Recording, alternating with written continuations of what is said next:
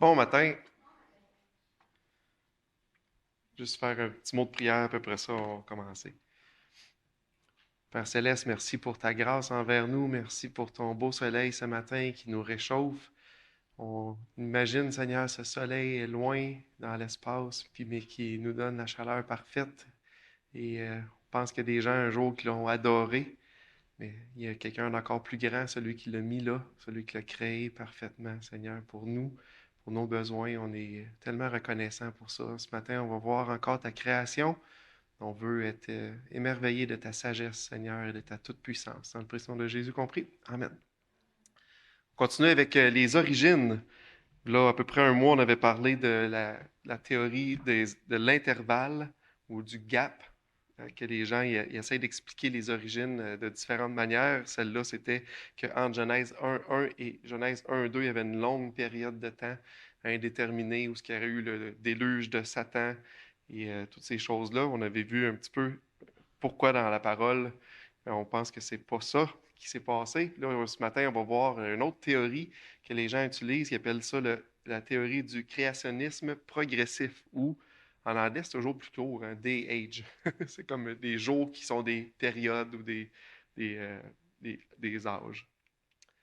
Euh, j'ai décidé de faire ce petit dessin-là pour placer les différentes théories des origines qu'on va voir. On a celle créationniste terre jeune, ça c'est qu'est-ce que on croit que la parole enseigne ici. Hein. On voit complètement à droite, là on parle que c'est un créateur qui a fait les choses, ça n'a pas évolué. Euh, Quand on regarde l'axe vertical, mais là on voit que la Terre est jeune. Ce qu'on a vu, ou contrairement à ça, complètement à l'opposé, ben, on aurait l'athéisme, où ce que les gens vont croire que les choses ont évolué suite au Big Bang, il y a 13,8 milliards d'années. Fait que là, il n'y a aucun créateur, les choses sont matérielles, c'est le vide qui a explosé un jour, puis qui a causé tout ce qui existe, là, des milliards d'années. Entre les deux, c'est là qu'on voit les différentes théories. On avait la théorie de l'intervalle. Ils vont croire à un créateur. C'est Dieu qui a créé les choses, même que si on pense après l'intervalle qu'il y aurait eu, le gap entre Genèse 1.1 et 1.2, Dieu aurait créé en 6 jours. Fait ça va être pratiquement comme nous. Sauf que ils vont mettre une grande période de temps entre le Genèse 1.1 et 1.2, fait qu'ils descendent un petit peu plus. Cette période-là est indéterminée. Ils ne vont pas mettre d'âge dessus. Ils ne vont pas dire que c'est le Big Bang. Ils vont juste dire que c'est une longue période qui pourrait être quelques centaines d'années ou quelques millions d'années. Ça, ils ne le disent pas. Aujourd'hui, ce qu'on va voir, c'est le créationnisme progressif. Puis le créationnisme progressif, lui, eux aussi, ils vont croire que c'est un créateur qui a fait toutes choses, sauf qu'on va le voir un petit peu plus en détail, c'est quoi leur façon de penser. En résumé, qu'est-ce qu'ils vont croire?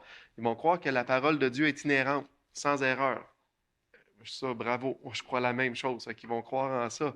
La parole est là, la parole de Dieu est sans erreur. Ils vont croire que la Genèse est historique puis littérale. Fait que quand tu regardes Genèse 1.1, il faut que tu le prennes comme un texte historique et littéral. Sauf que leur interprétation va être très différente. Dieu est le créateur, mais il a créé sur des longues périodes, puis il a fait progresser la création. Fait que Dieu a créé, mettons, le jour 1, c'est l'univers. Hein. Il a créé les cieux et la terre, l'univers et la terre. Puis là, il a laissé progresser les choses jusqu'à temps qu'au jour 2, là, il a comme fait apparaître la lumière. Puis là, c'est un petit peu la manière qu'il parle. Puis, également, ils vont parler d'un 67e livre de la Bible qui est la nature et la science, qui va former le 67e livre de la Bible. Ça, je veux prendre un petit peu de temps pour en parler parce que je pense que c'est un talon d'Achille de leur théorie ou ce que je pense que c'est là qui sont biaisés dans leur interprétation des Écritures, c'est qu'ils vont donner la même autorité à la nature, à la science, à les découvertes qui sont faites, qui en donnent à la parole de Dieu. Puis leur raisonnement, c'est que Dieu a créé, fait que qu'est-ce que Dieu fait, c'est parfait, donc la nature est parfaite, on devrait s'y fier autant qu'on se fie à la parole inhérente de Dieu. Fait que ça, je trouve que c'est là où où ce qu'ils vont dévier un petit peu de ce qu'on devrait croire puis penser quand on regarde la nature. La raison principale, quand on regarde dans Genèse 3, qu'est-ce qui s'est passé? La chute de l'homme. Puis la chute de l'homme, mais ça a entraîné beaucoup de conséquences. Hein. On va tourner dans nos Bibles, Romains 8. Ouais, je vais vous faire tourner un peu dans vos Bibles aujourd'hui.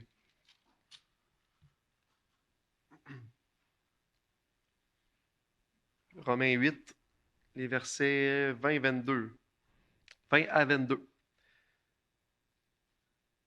Car la création a été soumise à la vanité, non de son gré, mais à cause de celui qui l'a soumise, avec l'espérance qu'elle sera affranchie de la servitude et de la corruption, pour avoir part à la liberté et la gloire des enfants de Dieu. Or, nous savons que, jusqu'à ce jour, la création tout entière soupire et souffre les douleurs de l'enfantement.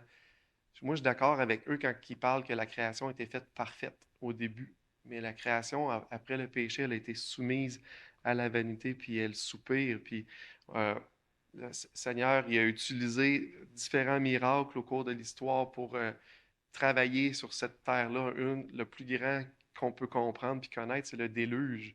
Puis on va le voir plus tard, il ne croit pas à un déluge universel, il croit à un déluge qui était local euh, autour de la Mésopotamie.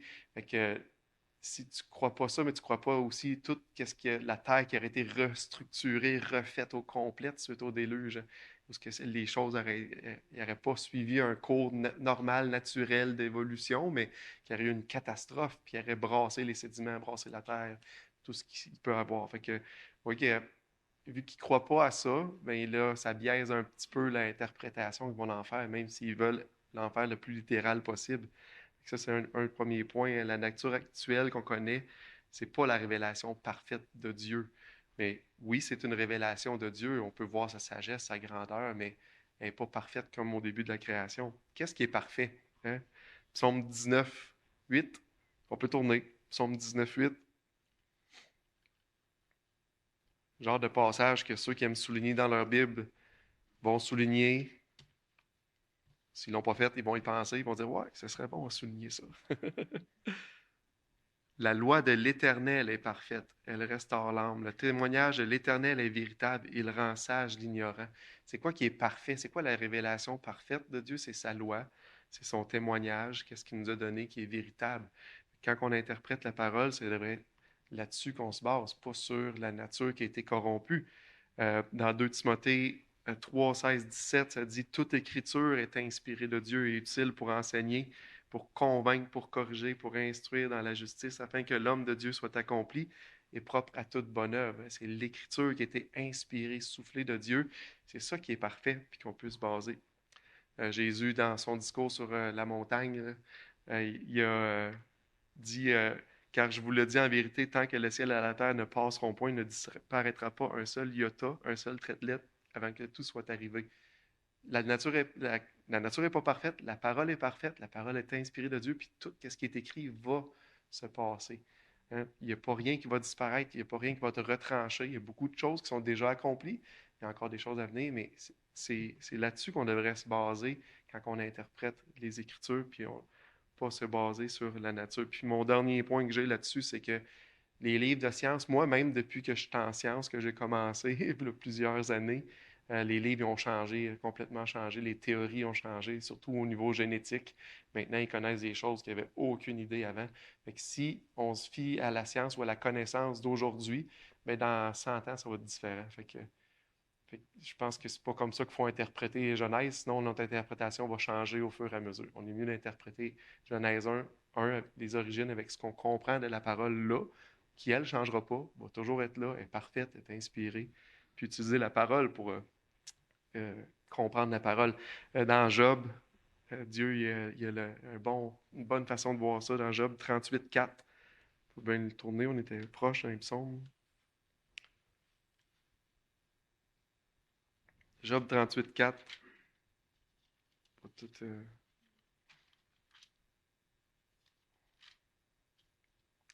Où étais-tu quand je fondais la terre? Dis-le si tu as de l'intelligence. Dieu qui pose une question à Job, puis il ne pose pas la question dans le sens de explique-moi-le scientifiquement, comment que ça s'est fait. Tout. Il fait juste lui dire, regarde, tu n'étais pas là, moi j'étais là, je t'ai donné le récit. Voici ce qu'on devrait suivre. On devrait regarder le récit puis s'y fier, ne pas se tromper avec ce que la science va vouloir enseigner. Ça, c'est en gros un résumé, puis le pourquoi de leur raisonnement. Puis un des plus grands défendeurs de cette théorie-là, il s'appelle Hugh Ross, Hugh, là, H-U-G-H, là, Ross, puis un site s'appelle Reason to Believe. Puis là, lui, il fait la promotion de on peut croire à la parole de Dieu, croire au Créateur, puis en même temps, les longues périodes d'années, les deux ne sont pas disconnectés. Mais je pense qu'il fait un gros compromis sur la parole avec ça.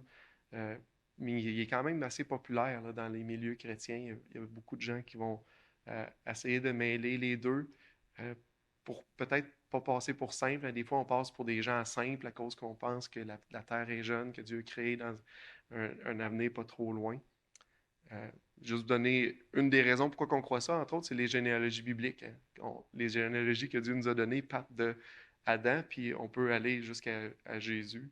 2000 ans, euh, euh, 4000 ans d'histoire, puis après ça, ben, depuis Jésus à aujourd'hui, 2000 ans. Fait que ça va bien. Fait que, on a des bonnes raisons bibliquement de croire ces choses-là. Puis multitude d'autres, je vous encourage à aller voir la présentation qu'on a faite sur la Terre jeune au mois d'avril sur notre site Internet. Là, on a une belle présentation là-dessus. Maintenant, les gens qui parlent de ça, ils vont souvent, ils vont retourner dans l'histoire. Puis là, ils vont dire, voyez, les pères de l'Église croyaient à une terre vieille où ils laissaient place à interpréter les jours pour que ça puisse être des longues périodes.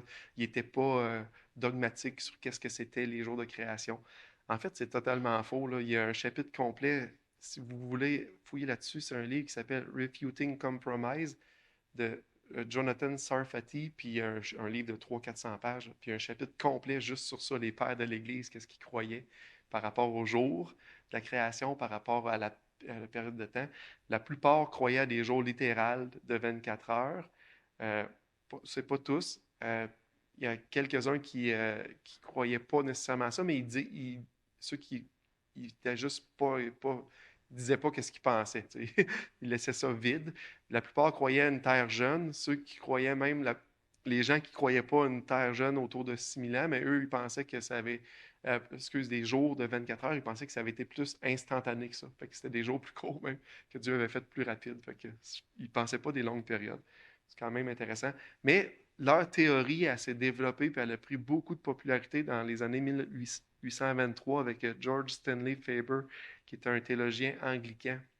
Si vous vous souvenez de l'histoire du créationniste de l'intervalle, le gap, c'est aussi dans les années 1800. Qu'est-ce qui se passe dans les années 1800 pour que les gens réinterprètent la parole d'une autre manière?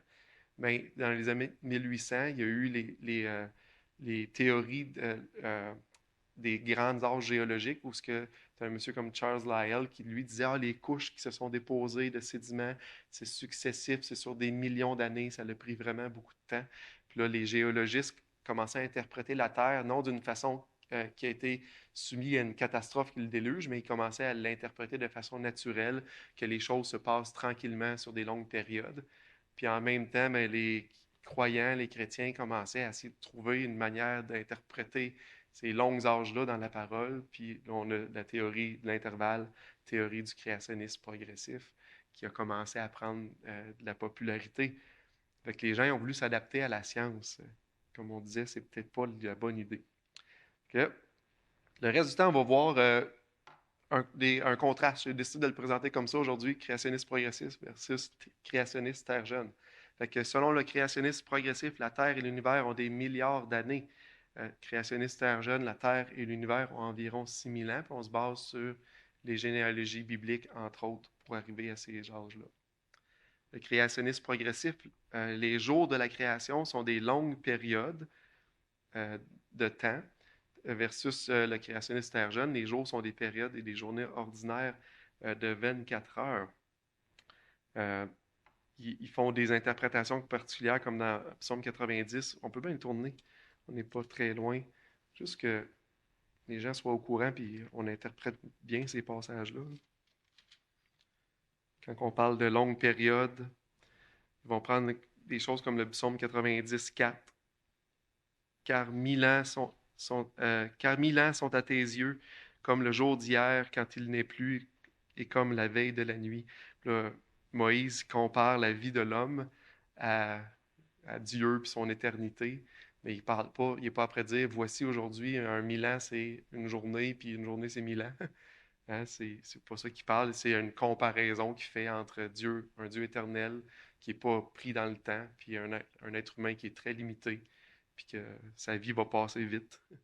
Fait que, mais ça, c'est la bonne interprétation. Mais les gens, ils vont dire, ben, voyez les jours, le mot jour, ou les milliers d'années, ça peut être interchangeable. Fait que là, ils disent, ben, les jours de la création aussi pourraient être des longues périodes de temps. C'est ce qu'ils vont prendre. Quand on regarde plutôt dans la parole, je l'avais parlé au mois d'avril, mais le mot jour qui est yom, quand il est associé à un nombre, comme le premier jour, le deuxième jour, le troisième jour, le septième jour, quand on voit le récit de la création, euh, ben, on le voit à d'autres places dans la parole. Puis 359 fois, il apparaît. Si j'enlève Genèse 1, qui est le passage qui est difficile à interpréter selon certains, là, ben, c'est toujours des jours de 24 heures. On pourrait dire, ben, si partout ailleurs dans la Bible, 100% du temps, c'est des jours de 24 heures, quand que le mot jour est associé à un nombre, est-ce qu'on pourrait penser la même chose de Genèse 1? Je pense que la conclusion, ce serait oui. Euh, Aussi, le mot jour, quand il est accompagné de soir et un matin, comme on voit dans notre récit, il y a eu un soir, il y a eu un matin, ça fut le deuxième jour. Il y a un soir, le matin, c'est le troisième jour. Mais à part Genèse 1, ça apparaît 19 fois, puis c'est toujours des jours de 24 heures. Fait que, je pense que la meilleure manière d'interpréter les jours, c'est pas des longues périodes, c'est pas essayer de glisser des longues périodes, mais c'est vraiment de le prendre tel qu'il est enseigné, puis qu'est-ce que ça veut dire. Maintenant, selon le créationnisme progressif, le Soleil, les étoiles ont été créés euh, avant ont été créés avant la Terre et sont simplement apparus à un observateur hypothétique sur la Terre le quatrième jour. Ouais, je pense que j'ai une petite erreur là. Le Soleil et les étoiles ont été créés avec la Terre, mais on a commencé à les voir seulement au quatrième jour, qui est la quatrième longue ère, les autres quatrième longue période de temps, qui n'est pas une journée nécessairement. Euh, Selon la Bible, le Soleil et les étoiles ont été créés le quatrième jour après la Terre créée le premier jour. Fait que notre Terre a été créée.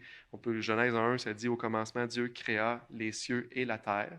Fait que ça, c'est le commencement. On peut penser que les cieux et la terre ont été créés, mais c'est pas avant le jour 4 que Dieu a commencé à mettre les astres dans le ciel.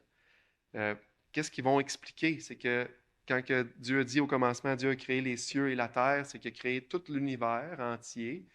Mais là, ça, c'est d'une perspective des cieux. Puis après ça, on a le deuxième jour, parce que là, la lumière commence à apparaître sur la Terre. Et ça, c'est parce qu'au début, la Terre était comme dans un nuage, puis on ne voyait pas qu'est-ce qui se passait en dehors. Puis avec le temps, le taux d'oxygène a augmenté dans l'air, l'atmosphère elle a commencé à être plus transparente. Puis là, on a vu apparaître les étoiles, puis le Soleil, qui étaient déjà là depuis des milliards d'années, mais qu'on ne voyait pas encore. Vous voyez, parce que l'on parle de longs âges, hein, selon eux. Fait que c'est pour ça qu'ils voient ça comme ça. Je pense que c'est poussé beaucoup de textes, beaucoup de spéculations dans les textes bibliques, mais c'est comme ça qu'ils vont en parler. Le septième jour se poursuit toujours selon eux. Le septième jour était également d'une durée de 24 heures. On peut tourner dans nos Bibles, Genèse 2.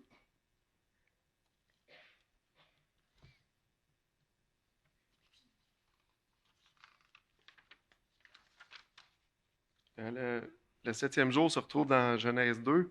On va commencer au verset 1. Ainsi furent achevés les cieux et la terre et toutes leurs armées. Dieu acheva au septième jour son œuvre qu'il avait faite, et il se reposa au septième jour de toute son œuvre qu'il avait faite. Euh, Dieu bénit le septième jour, le sanctifia, parce qu'en ce jour, il se reposa de ses œuvres qu'il avait créées en la faisant. Donc là, ils disent, bon, vous voyez que tous les autres jours, on parle d'un jour et d'un matin. Eux, le jour et un matin, ils disent que c'est un début et une fin. C'est pas un vrai jour puis un vrai matin. Il y a eu un début, il y a eu une fin. Mais le septième jour, il n'y a pas de fin. Ma question, c'est qu'il n'y a pas de début non plus. Il n'a pas dit ce fut un jour, le septième, puis là, il ne parle pas de fin. Non, il n'y a pas de nuit. Il n'y a pas plus de jours que de nuit. Fait que je pense qu'il ne faut pas prendre ce passage-là puis dire, vous voyez, le septième jour, c'était pas une journée normale que Dieu a décidé d'arrêter de créer, puis c'était là. Voici la ligne où ce que j'arrête de créer. Ils vont prendre Hébreu 4. Hébreu 4 qui parle de ce texte-là. Hébreux 4:4.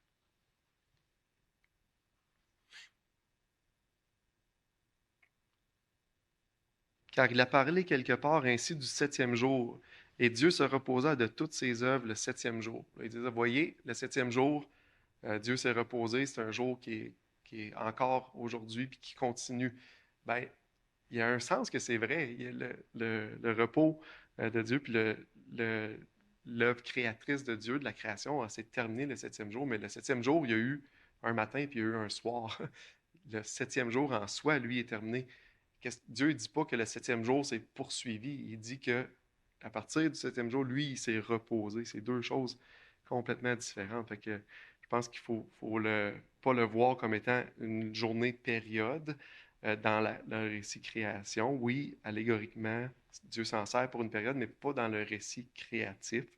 Après le septième jour, il y a eu un huitième jour, il y a eu un neuvième jour. Puis ce qu'on voit de ça, je trouve pas besoin de comprendre l'hébreu puis tout ça. Exode 20 va l'expliquer. C'est là que ça en parle le mieux quand on parle des jours. Exode 20.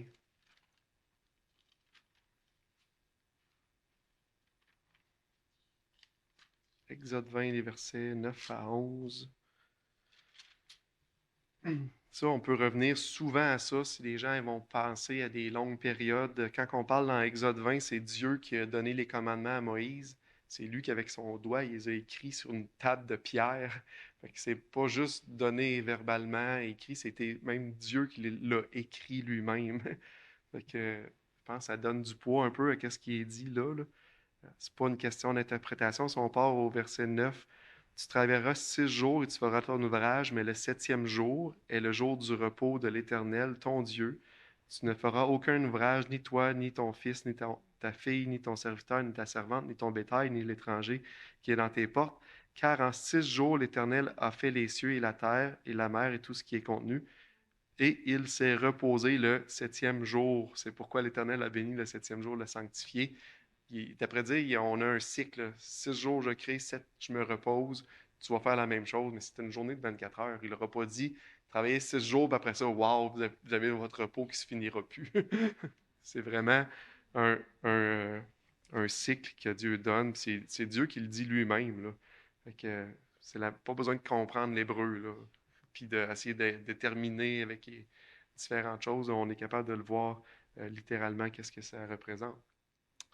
Euh, si on continue, euh, Dieu a créé presque toutes les espèces séparément. Ça, c'est qu'est-ce qu'ils vont dire, eux, le créationnisme progressif, que Dieu a créé les espèces séparément. Ce qu'on voit dans la parole, puis ce qu'on croit, nous autres, c'est que Dieu a créé relativement peu de genres. Là, je vais vous expliquer un petit peu. Dans la Genèse 1, quand on parle de Dieu a créé les espèces dans notre parole, là, on voit souvent le mot espèce. Ça a été traduit espèce, mais le mot qui est là en anglais, c'est mieux dit, c'est kind. Ça veut dire une sorte, une famille, un genre. Il n'a pas créé les espèces séparées. Je vais vous le donner un petit peu. Qu'est-ce que Dieu a fait? Dieu a créé le genre, on pourrait dire le genre canin. Ici, je l'ai en exemple. Euh, il a créé le genre canin qui pouvait ressembler à quelque chose comme un loup, mais avec un bagage génétique très diversifié, capable de s'adapter aux changements de l'environnement, aux différents milieux qu'il allait avoir à vivre dans sa vie, le genre canin. Puis on voit que des loups a sorti les coyotes, on pourrait dire les dingos, on pourrait dire il y a des chiens sauvages en Afrique, il y a différentes choses, mais c'est toute la race canine. C'est ce que Dieu avait créé, puis cette race-là avait le pouvoir de se diversifier pour s'adapter à son environnement. Dieu est sage à l'infini, puis il le savait. C'est ce qu'on voit aujourd'hui, puis quand on regarde les études génétiques, puis on part, on est capable de ramener les choses à une famille. Ce qu'on voit jamais, c'est un saut d'une famille à un autre, ce qui est l'évolution. Ça, on ne le voit pas. Ça, c'est de la spéculation. C'est ce que les gens vont dire sur des longues périodes de temps, mais ce n'est pas la réalité des choses. Fait que le créationnisme progressif, eux, ils vont plutôt dire Dieu a créé le coyote, il a créé le dingo, il a créé le loup, il a créé les espèces séparées. Mais ce qu'on voit dans la parole, c'est plutôt que Dieu a créé un genre, une famille qui s'est diversifiée avec le temps, surtout après le déluge en passant, parce qu'après le déluge, l'environnement avait complètement changé sur la planète. Fait que là, il y a eu beaucoup plus de pression pour que les animaux s'adaptent. Il y a un beau mot, là, la spéciation, ce qu'ils se sont différenciés aujourd'hui pour qu'on ait ce qu'on connaît comme espèce animale aujourd'hui sur notre planète. Dieu a créé Adam, il y aurait entre 10 000 et 60 000 ans. Fait que Dieu a créé l'univers, il y a 13,8 milliards d'années selon eux, mais Adam serait arrivé entre 10 000 et 60 000 ans sur la Terre. Ce qui veut dire, parce que là, ils croient à la différente datation, entre autres, les aborigènes qu'il y a autour de l'Australie, Indonésie, Nouvelle-Zélande, ces places-là, ils sont souvent datés de 40 000 ans. Ça veut dire que il y aurait peut-être eu des humains avant sur la Terre, mais pas avec un âme. C'est ce qu'ils vont dire. C'était des proto-humains, des humains avec pas d'âme. Exemple, l'homme de Néandertal, peut-être vous avez déjà entendu ça. Que moi, je crois que c'était un homme tout à fait normal. Quand on fait les tests d'ADN, on a encore les êtres humains de l'ADN de Néandertal en nous. Il était capable de se reproduire avec des hommes Homo sapiens qui appellent aujourd'hui. C'était des gens qui enterraient leurs morts, qui avaient des instruments de musique, du maquillage, il y avait des outils, puis tout. C'était des êtres humains totalement comme nous autres, là. Mais c'est ça. Fait que, ça l'implique pour eux qu'il y aurait eu des formes humanoïdes, mais pas d'âme. Puis là, un jour, Dieu aurait donné son âme à Adam, puis là, il y aurait eu la race humaine que nous, on fait partie, avec un âme que les autres n'auraient pas. Dans la parole, on voit que Dieu a créé Adam il y a environ 6000 ans. Ce que je veux reprendre là, je pense que la meilleure évidence vient de là, si on veut s'attacher à la parole, c'est quand que Jésus a dit, mais au commencement de la création, Dieu fit l'homme et la femme. Fait que si on croit à une terre jeune de 6000 ans, ça dit Dieu au commencement a fait l'homme et la femme. Selon la parole de Dieu, il l'a fait le sixième jour. C'est dans le commencement, c'est très très près. Si on croit à une terre vieille, mais le commencement ou quand l'homme est apparu, mais là, c'est plutôt là, 60 000 ans, mettons, ou 10 000 ans selon eux, mais tu n'es plus dans le commencement. Là. Hein, l'univers, selon eux, elle a 13,8 milliards d'années. Fait que 13,8 milliards d'années, l'homme serait apparu, mais pourquoi que Jésus aurait dit au commencement? Quand il parle du commencement de la création, c'est plus ça, là. Fait que je pense que juste là, on voit qu'il y a des explications, mettons, qui ne fonctionnent plus, là, avec ce qu'on voit de la parole, si la parole est notre autorité. Maintenant, les différentes ethnies qu'on connaît aujourd'hui, ça, c'est spécial. Eux, ils vont dire que c'est Dieu qui a, euh, quand, à la tour de Babel, il a comme changé les ethnies. Là, il a littéralement, physiquement fait un miracle, puis il aurait différencié les différentes ethnies. Mais ce qu'on comprend de la génétique humaine, c'est qu'on vient tous d'une seule race. On est tous à peu près pareils. Ça, c'est intéressant. Fait que moi, puis j'aurais une personne de peau noire à côté de moi, on a 0,2% de différence, un et l'autre. Mais moi puis mon cousin Luc, on a 0,2% de différence aussi. Fait que on a la même différence, peu importe. Hein. Qu'est-ce qui a rapport au trait ethnique, là, la couleur de peau, peut-être les yeux un peu plus bridés, les lèvres un peu plus charnues, ces affaires-là, c'est 0,012%. Fait que c'est comme négligeable. Il y a juste une race, une ethnie. Dieu a créé l'homme avec la capacité de se différencier. À Babel, les groupes se sont divisés à différentes places selon leur langage. Puis c'est là que les caractéristiques ethniques se sont développées. Mais dans nos bagages génétiques, au début, je pense qu'Adam et Ève devaient avoir une couleur plus médium. Puis avec le temps, ben, tu peux avoir différentes combinaisons d'êtres humains de pâles qu'on a l'air blanc, mais on n'est pas blanc. Hein. Si on serait blanc, là, on aurait vraiment l'air malade. Mais puis plus foncé, puis tout ça, c'est juste de la diversité que Dieu a mis dans l'être humain. Euh, je vois le temps qui avance vite. Le créationnisme progressif, euh, il interchange l'ordre de la création qu'on voit les 6 jours. Eux vont dire les étoiles et le soleil sont arrivés avant la Terre. Nous, on va dire la Terre est arrivée avant le soleil. Dieu a créé la Terre en premier.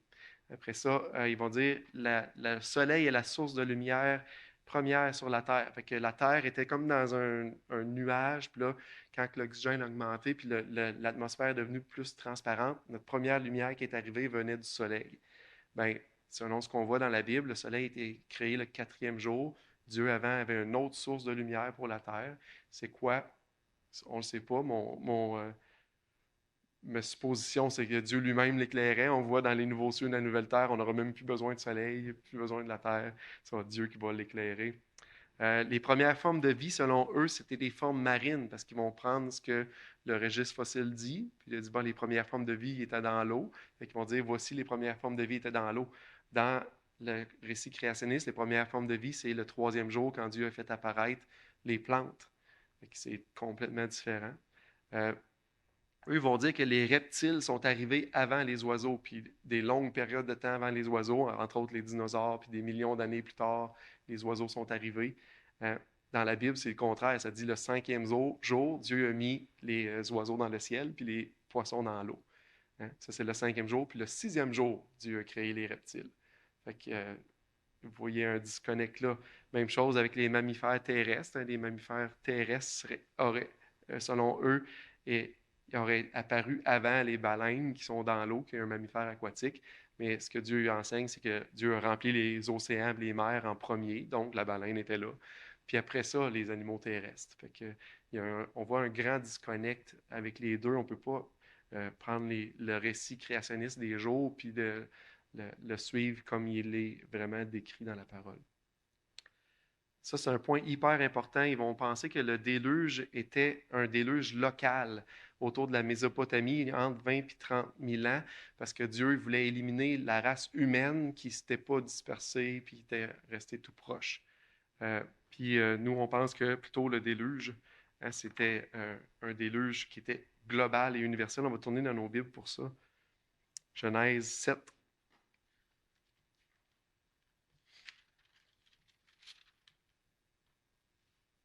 Genèse 7, on va lire les versets 19 à 23. L'Éternel dit à Moïse, ah, t'as plus dans Exode. J'aurais eu une histoire de Moïse et d'Aaron. Vous n'auriez pas vu le lien. OK, les eaux grossirent de plus en plus et toutes les hautes montagnes qui sont sous le ciel entier furent couvertes. Les eaux s'élevèrent de 15 coudées au-dessus des montagnes qui furent couvertes. Là, on voit que l'eau, elle a dépassé les plus hautes montagnes. Mais après ça, vous voyez le reste du texte.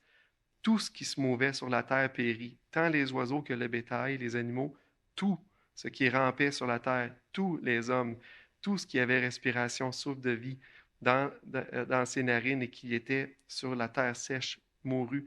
Tous les êtres qui étaient sur la face de la terre furent exterminés depuis l'homme jusqu'au bétail, aux reptiles, aux oiseaux du ciel. Ils furent exterminés sur la terre. Il ne resta que Noé et ce qui était avec lui dans l'arche. En partant, la Bible dit que l'eau, elle a couvert la plus haute montagne. Si tu couvres la plus haute montagne, ben physiquement, là, l'eau ça veut dire qu'il y a de l'eau partout. Là. Ça n'existe pas de l'eau qui arrête comme dans l'image. Là. Hein? Fait que physiquement, il y avait de l'eau partout. Puis en plus, Dieu, il dit qu'il a détruit tout. Tous les êtres humains. Et là, ils vont dire, mais les êtres humains étaient autour de la Mésopotamie, puis c'est pour ça que c'est local. Mais il n'a pas juste détruit tous les êtres humains, il a détruit tous les animaux, tous les oiseaux qui étaient là dans le déluge. Un oiseau, là, s'il y a beaucoup d'eau à une place, là, il peut voler et aller où il n'y en a pas. Là, fait que c'est assez simple à comprendre. Hein? Fait que quand que Dieu parle qu'il y a eu un déluge, c'était pas un déluge local, c'est vraiment un déluge qui était universel. Puis ce déluge-là, il explique beaucoup de choses qui donnent une apparence d'une terre vieille, entre autres les strates géologiques qui se déposent, le registre fossile qui est là, ça donne l'apparence d'une terre vieille, mais c'est pas une terre vieille. Ça s'est fait catastrophiquement en un an, le processus, là, parce que l'eau monte, l'eau descend. Toute la terre a été remodelée au complet. Puis quand on regarde le registre fossile, puis on voit les animaux simples dans le bas, les coquillages, puis après ça, les plantes, puis après ça, commence à voir des poissons, on commence à voir des mammifères, des oiseaux. Puis là, les gens disent, vous voyez, c'est de l'évolution.